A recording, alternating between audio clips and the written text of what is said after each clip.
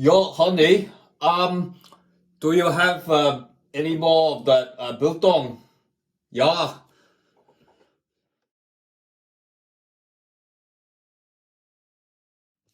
So contrary to what you're seeing right now, I'm definitely not a Springboks fan, but I love this. I've started collecting jerseys, and this is one of my favorite South Africa jerseys of all time. It's a classic view. I think this is 2000 or Sasso, so it'll be 2008, 9. So it's John de Villiers, John Smith, Joe Van Niekerk, Jacques Fourie, Fourie Dupree, Monis, Francois Steyn, John Smith, Brian Habana, of course. Yeah.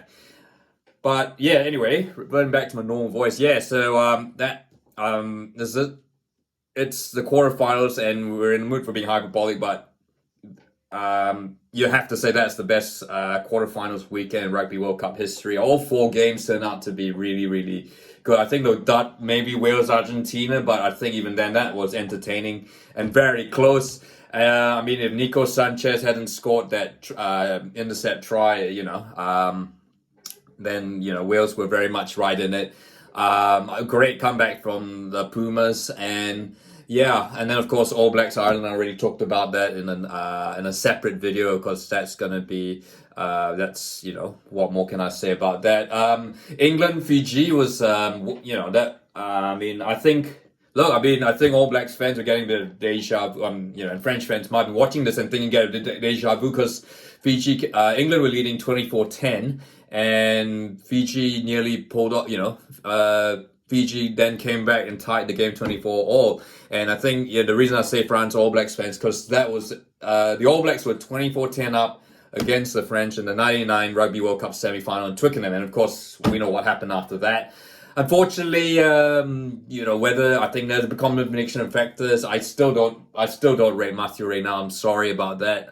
As a ref, they had that yellow card. I mean, they had that knock on to England, which maybe that should have been a yellow card. And then I guess Fiji running the ball, Fiji with their flying wingers might have been able to exploit that disadvantage and maybe score a fairy tale ending. So, but ultimately England are in a semi-final. But I guess for Southern Hemisphere fans, and more about the Southern Hemisphere rugby shortly. But yeah, South Africa will play England, and I think if the record goes to show by, we're not going to see England BS their way into another final, despite looking pretty unimpressive so far. I mean, the only good thing about them is defensively, and although Henry Stannard looks, they've got Earl looks really good.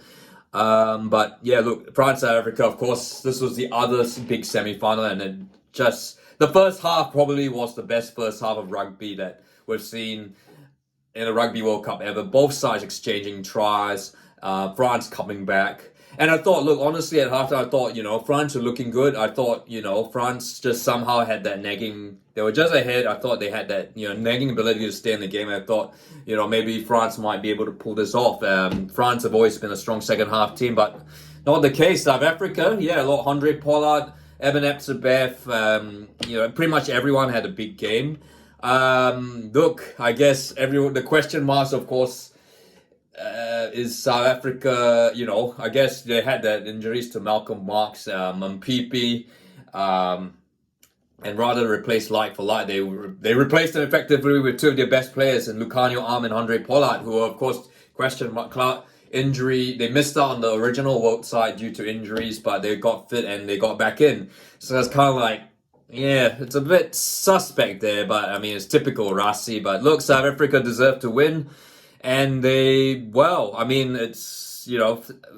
before the World Cup, everyone was saying how Northern Hemisphere rugby is, it's alive, it's sort of, Southern Hemisphere rugby, Super Rugby is dead. Look, I mean, Super Rugby might still be very well dead, but certainly Southern Hemisphere rugby has clearly come alive. When it matters, just shows you the experience, like the likes of the All Blacks, the Springboks, England, to a certain extent Argentina, they have over the Northern Hemisphere sides in the Rugby World Cup. And I guess it's the same old adage problem, that's been bugging rugby for since 1987, that the results between Rugby World Cups just really means dilly squat. Rankings mean dilly squat. I mean, Ireland ranked number 1, France ranked number 2, and they're not even going to be in the semi-finals.